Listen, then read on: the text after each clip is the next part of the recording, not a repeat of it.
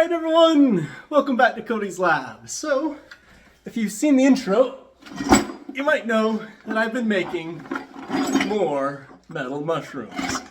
This bucket here weighs almost 40 pounds, and it's just the bronze ones. So, clearly I've been having a lot of fun with this. I love to be able to take the mushrooms, either the really spectacular ones that I've grown, like this shiitake here, or found, like this pheasant back over in the background, and be able to preserve them. Like, mushrooms don't tend to last very long. They're organic and they're very soft, so they rot quickly.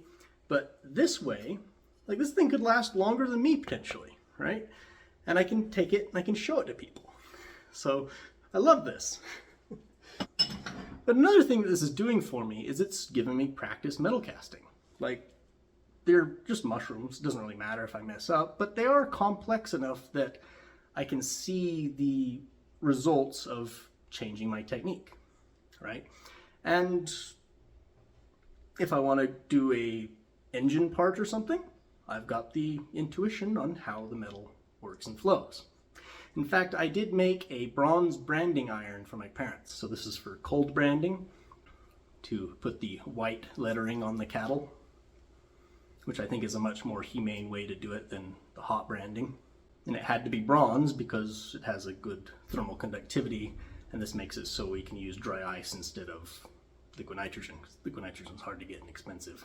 So anyway, how about I just talk about these a little bit, maybe show some metal pours, and call it a video. So you might remember from the first video that I had a lot of trouble keeping the vent tubes in place, making them and getting them to stick in the right place while the plaster was forming around them.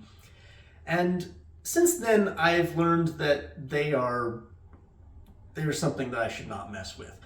First, the seam between the two halves of the plaster mold, most of the gas can actually escape out that seam.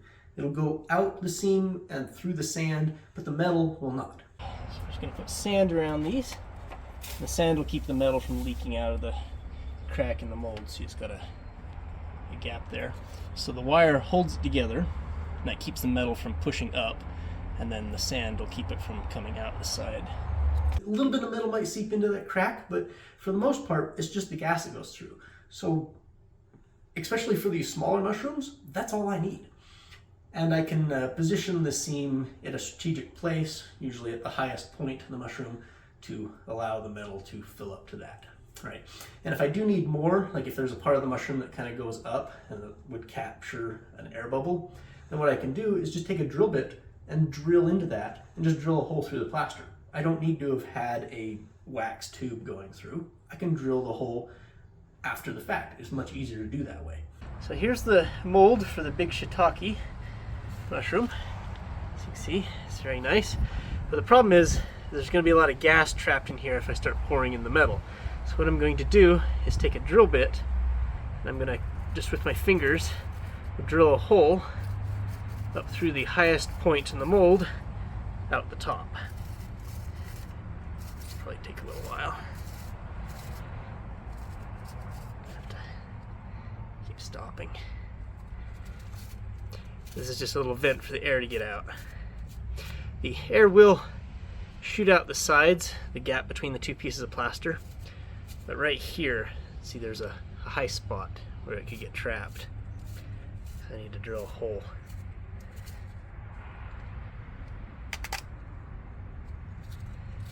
This is not very good for drill bits, but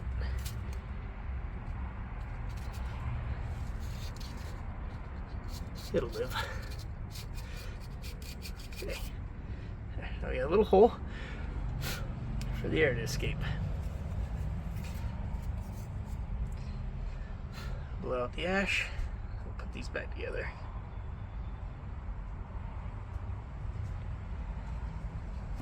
There.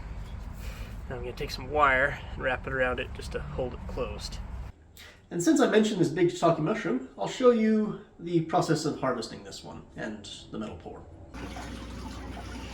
Should be fairly easy. Just gonna cut it right off the block. There it is. Okay.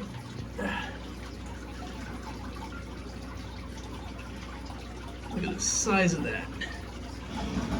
I'm sure it would be very delicious. This is like a whole steak worth of food here, but I'm gonna take this and put it in plaster. Oh, it's lovely. I grew this.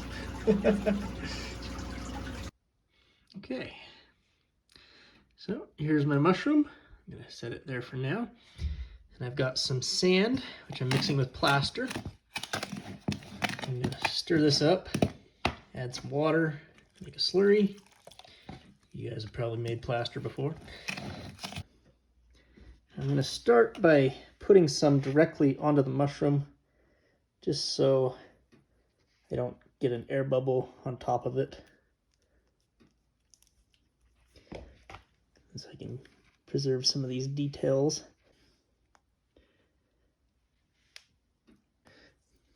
So I was going to show opening up the mold, but it split open as I was taking it out of the oven. But you can see, looks like it worked pretty well. Wasn't any major bubbles, which is good. You can see the mushroom should come up just fine. I could probably knock the plaster off and actually eat this. I haven't done anything to it that'd make it inedible, but I think I'm gonna have something else eat it.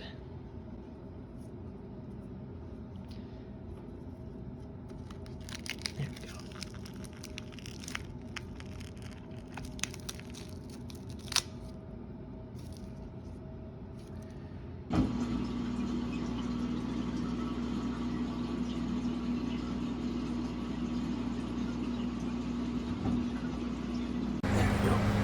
Pull it out, sit it down, rehook. Okay, pull it in.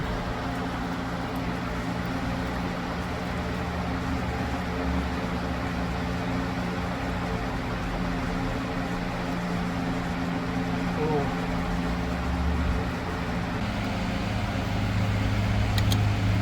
Okay. Yeah, I see. The mold lifted up a little bit. Doesn't look too bad. Cross my fingers. I'm gonna lower it slowly. Yep.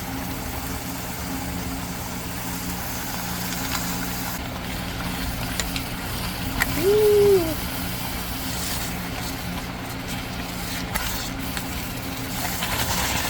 Oh, Yeah. it's angry. Yeah. I have to let it sit there for a while. A lot of metal. I think that was almost 2 kilograms worth of metal that I poured into it. Almost 2 kilograms. Wow.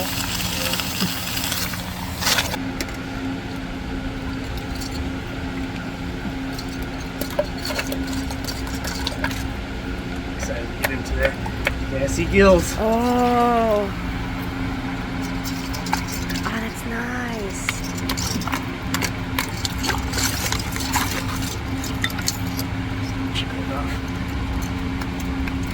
Stab, stab, stab. You see where the vent was made.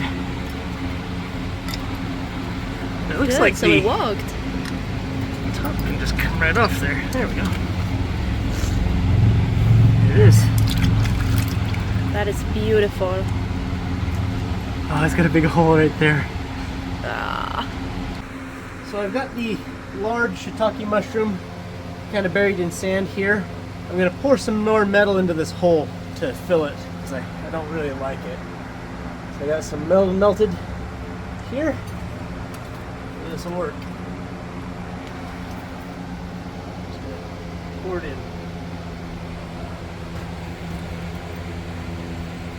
Okay.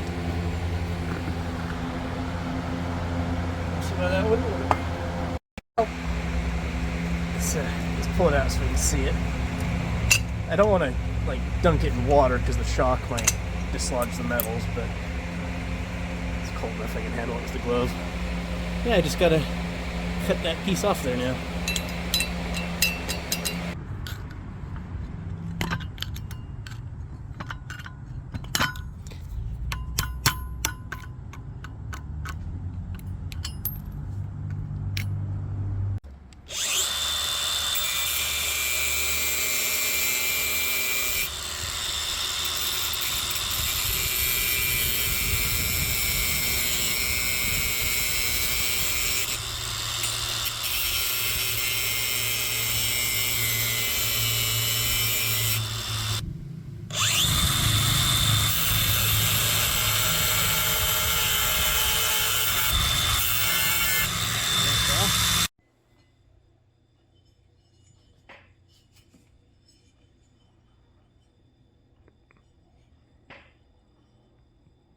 Now what's interesting about this is this big mushroom here came off the same mushroom block that produced this smaller mushroom.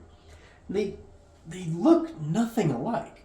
So what happened is the mushroom block produced a flush of mushrooms, a few small ones like this, and I saved one and made a cast of it. And then it started to pin and produce another mushroom, but I had to leave for a week, so I just turned the block so this one would be straight up and down. And then when I came back, it had this giant thing growing. So this is, it grew for a long time and it was the only mushroom on the block, so I guess it had a lot of energy to send to it. And I guess when they fully mature, they're slightly different than when they're a little bit younger. One of the first questions that people ask when I show them these mushrooms is, how much time and effort does it take to make one? Or rather, how much would it cost for me to make one for them? And the answer is a lot. These mushrooms are all unique and they require very special care, and so it would just be way too much for me to be able to, make them for people. But I have been working on decreasing the amount of effort and time it takes to make them. So these smaller ones here, I've been trying to mass produce the process. So make a whole bunch of them at once. This one's different. I don't know what they are. If you guys know, be sure to tell me. Yeah, we're gonna turn them into metal. So let me put a little bit of plaster at the bottom of the cup, like so. And now what I'm going to do, poke a toothpick through the side of the cup, and take the mushroom, stick the mushroom in until it's about even at the top of the gills, run the toothpick through the mushroom,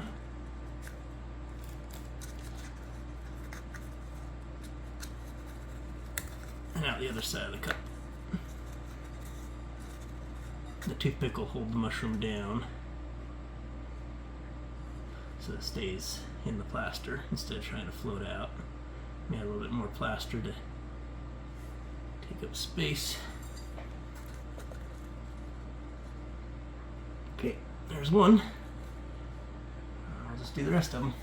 So I got some lard here. So I'm going to use this instead of beeswax to add a layer of something that won't stick to the plaster, or the plaster won't stick to.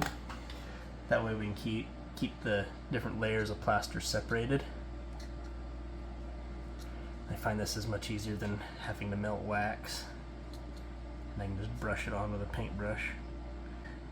Put that on, and now the next layer of plaster we pour on won't stick. Now also I've got a little bit of the investment that had dripped onto the mushroom. I'm gonna shake that out. Cool. Now I'll just mix up the next layer and we'll fill up the cup. So I'm gonna cut into the cup, and I'm intentionally making a scratch so we'll be able to align it later so we can get the halves back together. Oh, there it is. Came out apart. Look at that, it's like a star. Oh, that's nice. And then the mushroom itself we can remove, or just leave it open and let it burn out and burn to ash and then blow it away. Let's cut this so we got a little funnel for the metal to go into. Oop. Perfect. Of course, baking them dry in the oven and then roasting them in the kiln can be done with many of them all at once.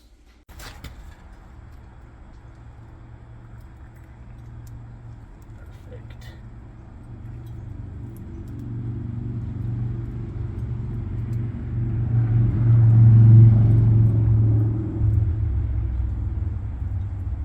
That didn't work. So I've been able to decrease the effort and time required for each individual mushroom. It's still quite high, and hopefully at some point I can get that down even farther. So now I guess it makes sense to talk about the alloy of metal that I'm using. So the alloy I'm using is mostly copper and tin with a little bit of zinc. And to this I'm adding a little bit of cobalt and dysprosium. I'm not sure how well those will actually combine. Perhaps somebody could use sensitive equipment to detect them as a trace. But the idea is to kind of brand it as C-O-D-Y, Cody. So that brings us to this mushroom that I've had sitting in the background, which isn't bronze. This one is made out of aluminum. And the reason for that is it was just so big that I wasn't able to melt and pour enough bronze to do that. And aluminum is a much more easy metal to melt and pour. Okay, so I don't know how well this is gonna go, but I've got 10 pounds of aluminum in that pot there. My plan is to lift it out using these wires so that I don't have to get close. And I'm also going to bake some other items in there as well. Okay, looks like the aluminum is melty. Let's put it in the mold.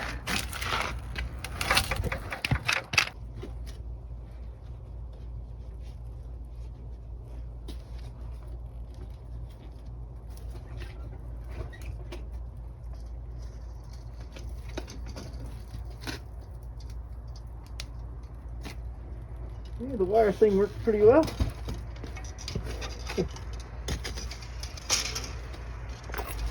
Skim off some of this dross.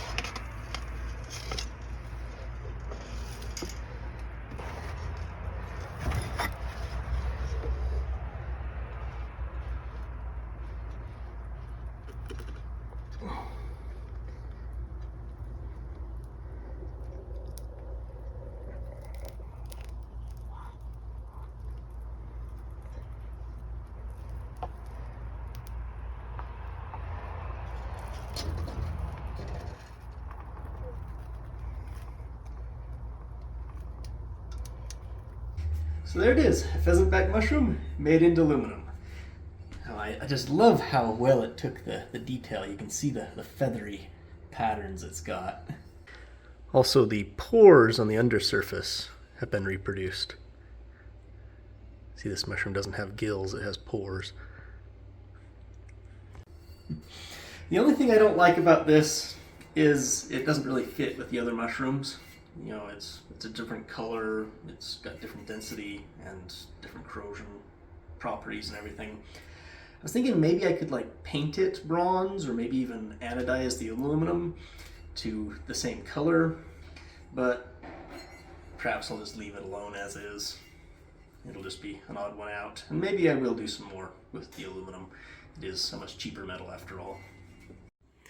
I also made some using tin. Tin has a low melting point, and so it's able to flow into the mold and be moved around and manipulated for a long time without freezing. So I was able to like rock it around so that the metal could get into all the little cavities. That way I was able to recreate this very intricate beach mushroom cluster here. I think it turned out quite well. That's a heavy box. So, people have been asking me to use jeweler's plaster instead of plaster of Paris for my casting projects. And so I bought a box to try that out. Let's open it up. There we go. We've got some directions for mixing. 39% water. So this is basically the same as the plaster of Paris from what I understand. It's just instead of sand, it's got a silica flour, which does the same thing as the sand, just better. So it's specially formulated to be heated in a kiln and all that. So hopefully this will turn out much better than the plaster. Okay. So I got a shaggy mane mushroom here. I've got it inside of a box. I tied it in with some wire. That looks like it's going to work really well, but we're going to see here. So the wire is to keep it from floating because the mushroom is significantly less dense than the investment plaster.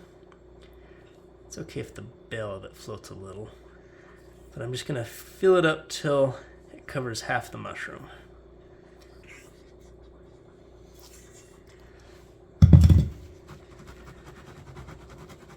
Yeah, I think that'll be good. What I like about the jeweler's investment is it's kind of designed to handle rapid changes in temperature, so I can just put it straight into the furnace. I don't have to let it dry for weeks at a time first. And I can pretty much just heat it right away. I don't have to slowly increase the temperature. So one thing about this jeweler's investment is it's not as strong as the plaster sand mixture that I've been using. So when I'm wiring it together with these wires, I have to be careful not to tighten it too much, otherwise it breaks very easily. Perhaps it would be better if I had them cast inside of like a piece of metal to reinforce it, rather than trying to free face it just with sand and wire.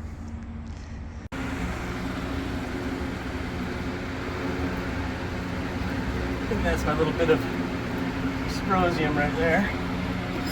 Pull that out. Oh, it's heavy.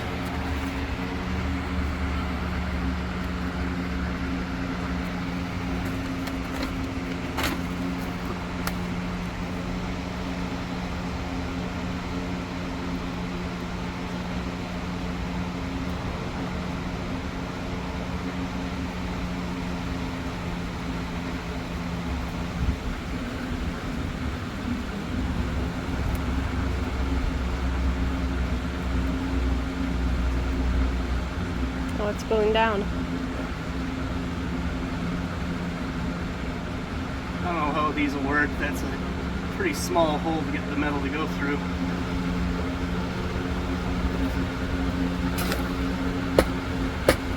Yeah. Hey, I did it. Remember, it's hot.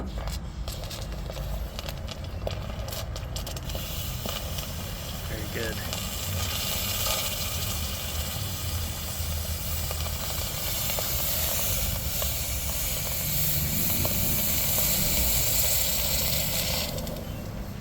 There it is. I'm interested to see how well this jeweler's investment comes apart in the water. Supposedly it's supposed to just like dissolve away. Oh, wow. That's nice. Here, let go of it. Yeah, it is. It's a lot weaker. I can tell.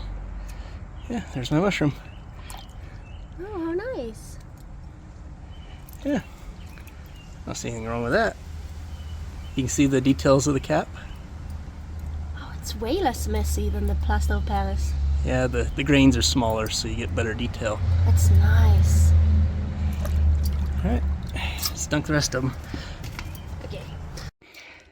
So these 3 mushrooms were cast using the jeweler's investment. I just got done grinding off the excess metal and polishing them with the wire wheel.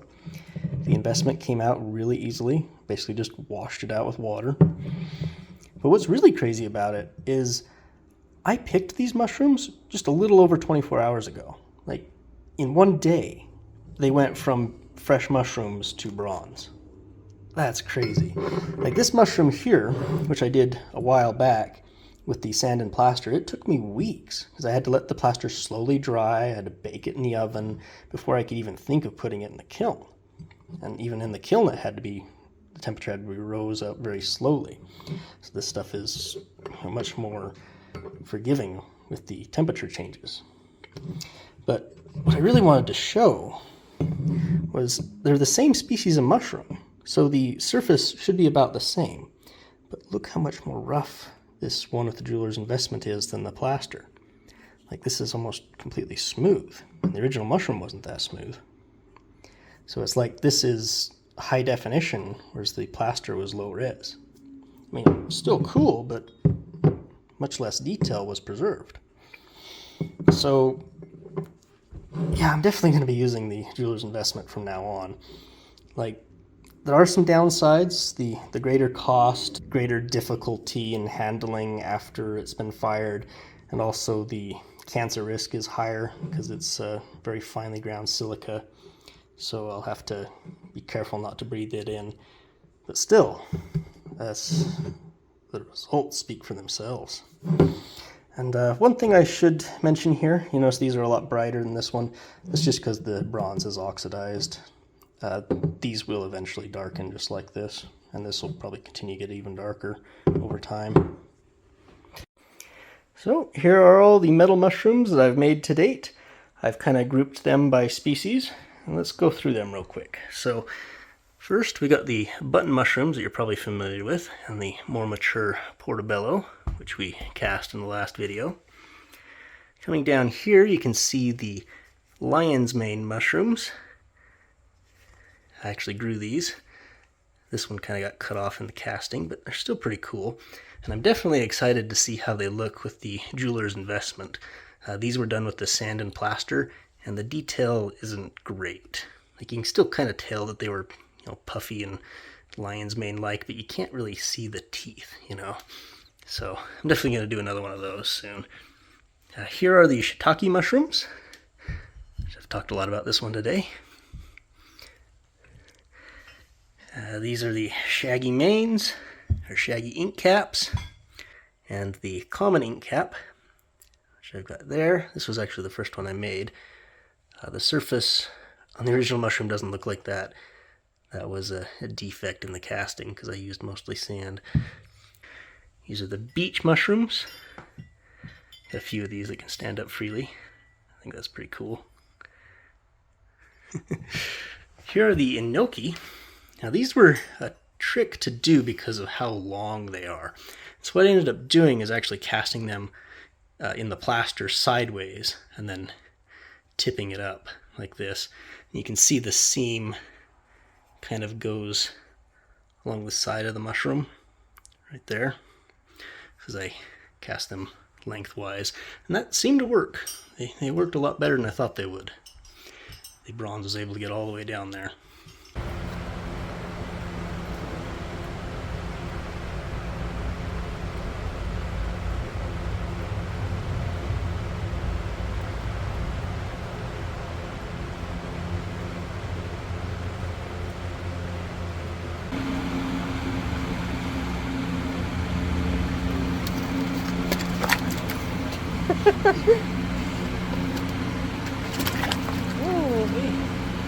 I was worried about this because they're so long.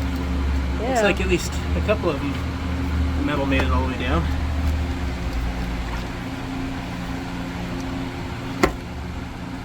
Cut the tape off of it. Careful.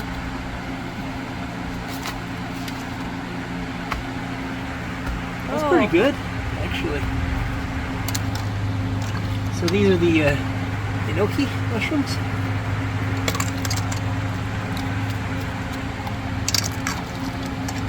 Enoki mushrooms made out of bronze. So over here is the oyster mushrooms. This is the elm oyster. This is pink oyster. This one didn't turn out very well. You can see it, the cast actually broke. I definitely will redo that one as soon as I get another pink oyster mushroom. Here's a king oyster here. This beach mushroom also broke. You can see the cast got messed up. I think that's kind of cool. It's like a piece of modern art. So here are the pheasant back mushrooms, the small one and the large one, which of course is made of aluminum. Yeah. And over here are what I'm calling the LBMs. I'm not entirely sure what the species are for each of these. I think these are field caps, but if you're an expert, please feel free to let me know. There we go. These are just ones that I picked up in the yard and in the park. They definitely look cool. Especially this one. Look how wide and thin the bell of that is. I'm amazed it casts so well, especially considering I was using the sand and plaster when I did that one. Yeah, there we are. And of course I will be expanding my collection over time. I've definitely got more L's on my list, for example. If you'd like to see these in person, I will be at the Open Sauce Live in July. I'll put a link down in the description. Hopefully you can still get tickets. It's kind of last minute notice, I know. that I'm going to be bringing some items to show in the Creator Museum. These will definitely be there along with my chainmail. And if you have anything else that I've done that I might forget and you want to see, let me know and I'll try to bring it. So until then, hope you enjoyed. I'll see you next time.